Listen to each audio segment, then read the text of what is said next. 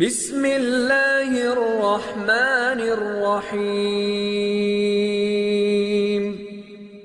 شروع اللہ کے نام سے جو بڑا مہربان نہایت رحم والا ہے۔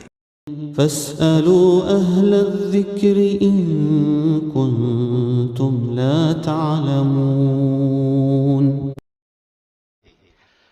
پس اگر تم نہیں جانتے تو اہل علم سے دریافت کر لو۔ لاہور سے بھائی اکرام الحسن صاحب نے سوال پوچھا ہے اور لکھتے ہیں محترم مفتی صاحب، ایک جملہ زبان زد عام ہے کہ اولاد مرد کے نصیب سے ملتی ہے اور رزق عورت کے نصیب سے۔ کیا یہ بات کسی حدیث میں آئی ہے یا کہیں قرآن میں آئی ہے، یا یہ بات درست بھی ہے یا نہیں؟ اکرام الحسن: جی میرے محترم بھائی، یہ بات نہ قرآن میں ہے نہ حدیث میں ہے نہ درست ہے۔ یہ جاہل عوام کی گڑی ہوئی بات ہے، جاہل عوام کی زبان پر ہے۔ آپ کسی محقق عالم سے یہ بات ہرگز نہیں سنیں گے، چونکہ صحیح نہیں ہے بلکہ حقیقت کے خلاف ہے۔ دیکھیں، رزق جو ہے وہ مقدر، ہر بندے کا اپنا مقدر ہے، عورت کا اپنا مقدر ہے، مرد کا اپنا مقدر ہے، ہر بندے کا اپنا نصیب ہے۔ بلکہ جو بندہ جو نصیب لے کر آیا ہے، جو رزق لکھوا کر لے کر آیا ہے، جب تک وہ رزق پورا نہیں ہوگا اس کو موت نہیں آئے گی۔ تو یہ ہر بندے کا الگ الگ ہے، نہ کہ اس کا تعلق کسی عورت کے ساتھ ہے۔ اور اولاد جو اللہ نے مقدر میں لکھی ہے وہ ہونی ہے، اس کا تعلق مرد یا عورت کے ساتھ نہیں ہے۔ یہ اللہ نے مقدر میں لکھ دیا ہے کہ اس بندے کی اتنی اولاد ہوگی اور اتنی نہیں ہوگی۔ لہٰذا اس کو ایک مخصوص انداز میں اولاد کو مرد کے ساتھ جوڑنا، رزق کو عورت کے ساتھ جوڑنا، یہ من گھڑت بات ہے، جاہلانہ بات ہے اور غیر تحقیقی بات ہے۔ ایسی باتوں کے پھیلانے سے اجتناب کرنا چاہیے۔